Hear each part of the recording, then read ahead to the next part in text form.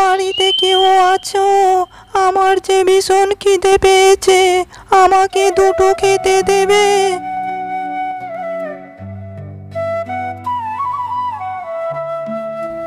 ওই তো বুড়ি আজও এসেছে। গ্রামে এত বাড়ি থাকতে প্রতিদিন আমাদের বাড়িতে এসেই খাবার চায়।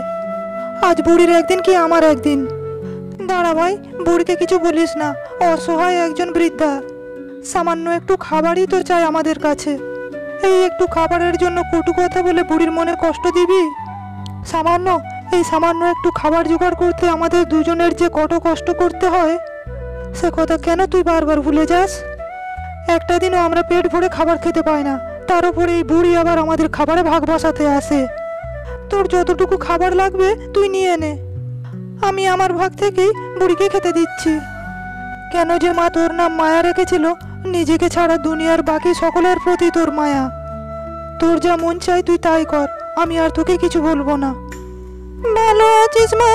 আসলে তোর হাতের রান্না আমার এত ভালো লাগে যে প্রতিদিন তোর রান্না না খেলে আমার ভালো লাগে না। আমি খেলে তোদের কোনো সমস্যা হয় না তো মা? না না বুড়িমা, কিসের সমস্যা? সামান্য কটা ভাতই তো খাও তুমি। একদিন যদি তুমি না আসো তখন আরো উল্টে চিন্তা হয়। যাক, শুনে ভালো লাগলো। তোর ভাই বাড়িতে আছে না কাজে গেছে মা? এই তো বাড়িতেই আছে, খাওয়া শেষ হলে কাজে যাবে। তুই খেয়েছিস? না খেলে খেয়ে নে, একটু পরে তোকেও তো কাজে বেরোতে হবে। আচ্ছা বুড়িমা, আমি যাচ্ছি, তোমার কিছু লাগলে বলো তাহলে। খাওয়া দাওয়া শেষ করে মায়া এবং তার ভাই কাজে বেরিয়ে পড়ল। পুতুল নিয়ে যাও বাচ্চারা, আমার কাছে কাপড়ের সুন্দর সুন্দর পুতুল রয়েছে। মা, আমাকে ওই পুতুলগুলো কিনে দাও না। আমার কিসের পুতুল কিনতে চাচ্ছিস তুই? আমার টাকাগুলো শেষ করতে পারলে তবেই তোর শান্তি হয়। মা, দাও না কিনে, এইটাই শেষ, আর চাইবো না। আচ্ছা চল। এই মেয়ে, কত করে পুতুলগুলো? মাত্র 10 টাকা, যেই পুতুলই নেন না কেন। এ কি বলো, এইটুকু পুতুল 10 টাকা করে? তুমি মজা করছো না তো আমার সাথে? 5 টাকা করে হলে নেব একটা। কাপড় সুতার সব কিছুরই দাম বেড়েছে, আমি 5 টাকা করে কি করে দেব? আপনিই বলুন, আমার তো তাহলে কোনো লাভই থাকবে না। না দিলে আর কি করার আছে।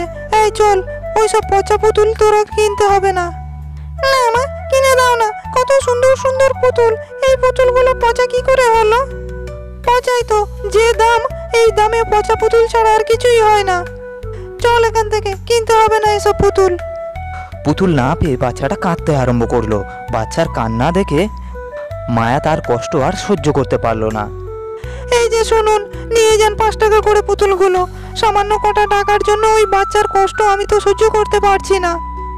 এই যে, এই কাজটা তুমি আগে করলেই পারতে, শুধু শুধু আমাকে আর আমার বাচ্চাকে কষ্ট দিলে। এই নাও পয়সা, আর দুটো পুতুল দাও আমাকে।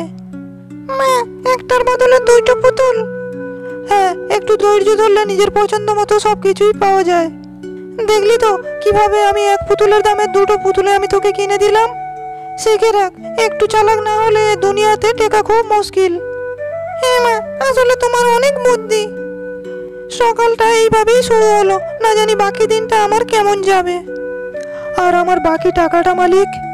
কিসের বাকি টাকা? এর আগের মাসে আপনি বলেছিলেন পরের মাস থেকে আমার মাইনে বাড়িয়ে দেবেন। সবার মাইনে বেড়েছে, শুধু আমারটা বাদে। আমি সেই বাড়াটার কথাই বলছি।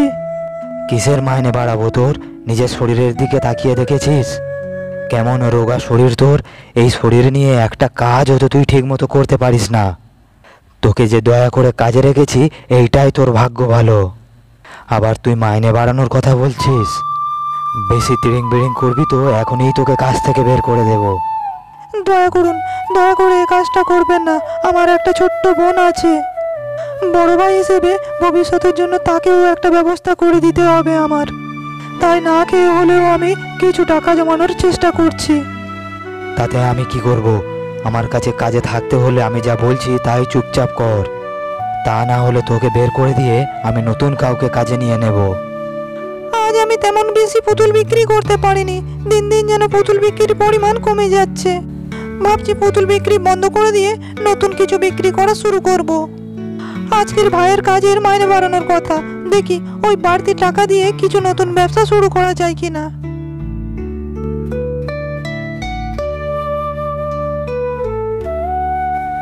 কি হয়েছে ভাই, তোর মন খারাপ কেন?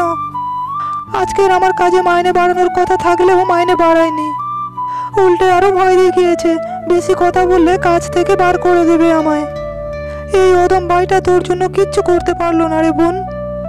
তুই এমন কথা বলছিস কেন ভাই? মা বাবা মারা যাওয়ার পর থেকে তুই তো আমাকে দেখে রেখেছিস। তুই না থাকলে আমার যে কি হতো একবার তা ভেবে দেখেছিস? কাকির হাতে মার খেয়ে হয়তো আমি মারাই যেতাম। ওই বয়সে তুই কাকির ঘর থেকে আমাকে এখানেই নিয়ে এসেছিস, আমাকে বড় করেছিস। তোর অবদান আমি যতই বলবো ততই কম বলা হবে। তবুও তোরও তো একটা ভবিষ্যৎ আছে। আজ পুতুল কেমন বিক্রি হলো? খুব বেশি বিক্রি হয়নি, এই নাও টাকা। কি রে, টাকার হিসেবের সাথে পুতুলের গরমিল দেখছি। পুতুল কি একটা হারিয়ে ফেলেছিস? না ভাই, এক পুতুলের দামে দুই বিক্রি করেছি। তুই কেন এই কাজ করলি? এমনিতে যত কম লাভ রাখা যায় আমরা তাই করি, তার উপরে তুই নিজেদের ক্ষতি করে এই দামে যদি পুতুল বিক্রি করিস তাহলে আমাদের কিভাবে চলবে? কি করবো বলো, বাচ্চাটা পুতুলের জন্য যে ভীষণ কাঁদছিল, আর মাটাও ওই দামে পুতুল নিতে চাইছিল না, তাই তো আমি না দিয়েই পারলাম না। অচেনা মানুষের প্রতি এমন মায়া দেখাতে গিয়ে তুই কেন নিজের এমন ক্ষতি করছিস বোন? এই যে আমাকে দেখ, ঠিকমতো খেতে পাই না বলে আজ আমি এত রোগা।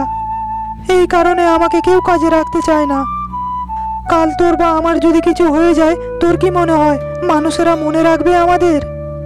না, তার প্রমাণ তো আমি নিজের চোখেই দেখেছি।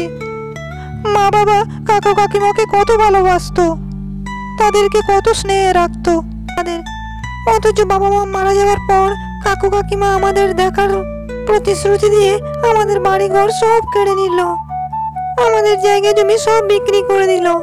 হ্যাঁ, তবুও যদি দুবেলা আমাদের শান্তিতে থাকতে দিত তাও বুঝতাম। তা না করে সারাটা দিন আমাদের উপরে অত্যাচার চালাতো, তোকে আর আমাকে দিয়ে গাধার মতো খাটাতো। হ্যাঁ ভাই, তুই ছিলিস বলে এমন পরিস্থিতি থেকে আমরা বেরোতে পেরেছি, তা না হলে আজ হয়তো ওখানেই না খেতে পেয়ে মারা যেতাম। আর কখনো তুই নিজেকে ছোট ভাববি না ভাই, এই বয়সে তুই যা করেছিস তাই অনেক। পেট পুড়ে না খেতে পারলেও দুবেলা যে খেয়ে মেখে বেঁচে আছি এইটাই অনেক। আমার ভাগ্য ভালো যে তোর মতো একটা বোন পেয়েছিলাম। এত কষ্টের পরেও তুই আমাকে কত যত্ন করিস। মা যে কি তা বুঝে ওঠার আগে মা আমাদের ছেড়ে চলে গেছেন, তো হুবহু তুই মায়ের মতো হয়েছিস। মা যদি আজ বেঁচে থাকতো তাহলে খুবই খুশি হতো। এটা আমাদের জীবনের সব থেকে বড় কষ্ট যে আমরা মাকে দেখতে পেলাম না। এছাড়া আমার আর কোনো কষ্ট নেই, নতুবা আমাদের ভাঙা কুড়ে ঘরে সুখের কোনো খামতি নেই। টাকা পয়সা তো হাতে খুবই কম, কিভাবে দিন তুলবে তা বুঝতেই পারছি না আমি। আমাদের দিন ঠিকই চলে যাবে, তুই অত চিন্তা করিস না। ভাই, আজ আমি কটা সন্দেশ বানিয়েছি, আর খুশি সন্দেশ খেতে খুবই ভালোবাসে। ভাবছি ওর জন্য দুটো সন্দেশ নিয়ে যাব। কি দরকার কাকার বাড়িতে গিয়ে কাকার মেয়েকে দেখতে যাওয়ার? আমাদের সাথে কাকু কাকিমা এমন আচরণ করার পরেও তুই তো মিষ্টি খেতে খুবই পছন্দ করিস, তুই খেয়ে নে। কাকু কাকিমা আমাদের সাথে যতই খারাপ ব্যবহার করুক না কেন, তার মেয়ে তো আমাদের সাথে কখনো খারাপ ব্যবহার করেনি, বরং সকল সময় আমাদেরকে ভালো রাখার চেষ্টা করেছে। তার প্রতি কৃতজ্ঞতা থেকেই আমি তাকে এই সন্দেশ কটা খাওয়াতে চাই। আচ্ছা বেশ দিস, কিন্তু কাকিমার থেকে দূরে থাকিস, সে কখন কি ফোন দিয়ে এঁটে বসে তাকেই জানে। মায়া কয়েকটি সন্দেশ হাতে নিয়ে তার কাকার বাড়ির দিকে হাঁটা শুরু করলো। কাকার বাড়িতে গিয়ে দেখলো খুশি উঠানেই দাঁড়িয়ে আছে। দিদি, তুমি কতদিন পরে আমাদের বাড়িতে এলে? এসো দিদি, আমার কাছে এসো। কেমন আছিস তুই? এই তো ভালো আছি দিদি, তুমি কেমন আছো? আর কামাল ভাই কেমন আছে? আমরা সবাই ভালো আছি। এই দেখ, তোর জন্য তোর পছন্দের সন্দেশ নিয়ে এসেছি। বাহ, কতদিন হয়ে গেল আমি সন্দেশ খাইনি, তোমাকে অনেক ধন্যবাদ দিদি। ধন্যবাদ দেওয়ার কিছু নেই, আমি জানি মিষ্টি তোর কত প্রিয় খাবার। তৈরি করার সময় তোর কথাই মনে করেছিলাম, তাই সঙ্গে সঙ্গেই তোর জন্য নিয়ে এলাম। দিদি, তোমাকে যে কি বলে ধন্যবাদ দেবো আমি তা বুঝে উঠতে পারছি না। এখনই এই সন্দেশগুলো খাবো আমি। দাঁড়াও, ওই মিষ্টির মধ্যে যে কি মিশিয়ে দিয়েছে তা কে জানে। খাবি না, একদম খাবি না বলছি এই সন্দেশগুলো। কাকি, এ তুমি কি করলে? আমি খুশির জন্য এত যত্ন করে সন্দেশটা বানিয়েছিলাম, আর সেগুলো তুমি ফেলে দিলে। তুমি ভাবলে কি করে খুশির ক্ষতি করতে আমি ওই সন্দেশে কিছু খারাপ মেশাবো? আমি খারাপ কিছু মেশাবো? আনতেই পারিস, অভাবে মানুষের সব নষ্ট হয়। আমাদের বিশেষ সম্পত্তিগুলো ছিনিয়ে নেওয়ার জন্য তোরা যে কি কি করতে পারিস তা তোরাই খুব ভালো জানিস। তোমাদের তো কোনো অভাব ছিল না কাকি, তাহলে আমাদের সবকিছু তোমরা এইভাবে কেন ছিনিয়ে নিলে? কেন এমন অমানুষের মতো ব্যবহার করলে? ভাই আসলে ঠিকই বলেছিল, আমার এখানে আসা একদম উচিত হয়নি। খুশি, আমি চললাম। আর কোনোদিন হয়তো তোর সাথে দেখা হবে না। দিদি, তুমি মায়ের কথায় রাগ করো না, এইভাবে চলে যেও না। তোর উপরে আমার কোনো রাগ নেই খুশি, তুই সকল সময় ভালো থাক, আমি এইটাই চাই। মায়া রাস্তা দিয়ে বাড়ি ফেরার সময় পথে একটা গরুকে দেখতে পেল। সে আশেপাশের লোকেদের জিজ্ঞাসা করতে লাগলো যে গরুটা তাদের কিনা। এত মানুষকে আমি জিজ্ঞাসা করি, কিন্তু কেউই বললো না যে গরুটা তাদের। কি আর করা যাবে, আমি এখন গরুটাকে বাড়ি নিয়ে যাই। কি হলো, আজ এত তাড়াতাড়ি বাড়ি ফিরলি যে? আর সাথে করে কাদের গরু ধরে এনেছিস? কি জানি, কত করে খুঁজলাম, তবু এই গরুটার মালিককে আমি খুঁজে পেলাম না। এখন এই গরুকেও আমরা কি খাওয়াবো, যেখানে নিজেদের খাবারই দুবেলা ঠিক মতো জোটে না? ঘাস টাস খাওয়ালেই হবে, ওকে একা রাস্তায় ছেড়ে রেখে চলে আসতে পারলাম না। যদি জঙ্গল থেকে কোনো বাঘ বা শিয়াল বেরিয়ে এসে আক্রমণ করে? ভাগ্যিস ওখানে একটাই গরু ছিল, যদি 10-12টা গরু থাকতো তুই সবাইকে আমার বাড়িতে তুলে হাজির করতি। পরে আমাকেই বাড়ি থেকে বেরিয়ে যেতে হতো। ভাই, তুই সকল সময় বেশি বেশি বলিস। ঠিকই বলেছি আমি, দুনিয়ার সবকিছু আর সকলের প্রতি মায়া আছে তোর, শুধু আমার বাদে। এই বললো তোকে, এই দেখ তোর জন্য কি নিয়ে এসেছি। সন্দেশ? সন্দেশ কোথায় পেলি তুই? কোথায় আর পাবো, পুতুল বিক্রির টাকায় কিনে এনেছি। তুই কেন সন্দেশ কিনতে গেলি? নিজের জন্য কিছু টাকা জমা, নিজের জন্য একটু চিন্তা কর বোন। তুই তো আছিস, তাহলে আমার চিন্তার কিসের প্রয়োজন? চল চল, এখন দুজনে এই সন্দেশগুলো ভাগ করে খাই। আচ্ছা চল। পরদিন সকালে আবার সেই বুড়িটি মায়াদের বাড়ির সামনে এসে খাবারের জন্য ডাকাডাকি করতে লাগলো। মায়া একটু দূরে থাকায় সেই ডাক শুনতে পেল না। তখন কামাল বুড়ির ডাক শুনে বাইরে বেরিয়ে এলো। কোথায়? ওকে এত ডাকলাম তবুও যে বেরোলো না। ও একটু ব্যস্ত আছে। কিন্তু বুড়ি, তুমি বলো, তোমার কি খেয়ে দিয়ে কোনো কাজ নেই? প্রতিদিন সকালে আমাদের বাড়িতেই তুমি খেতে আসো। কি করবো বল, তোর মনের মায়া বড় মুখটা দেখতে যে আমার ভীষণ ভালো লাগে। আর ও রাতের রান্না ছাড়া আর কারোর রান্না আমার যে ভালো লাগে না।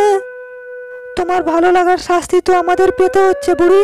যেখানে আমরা নিজেরাই দুবেলা ঠিক মতো খেতে পারি না, সেখানে তুমি উড়ে এসে জুড়ে বসো।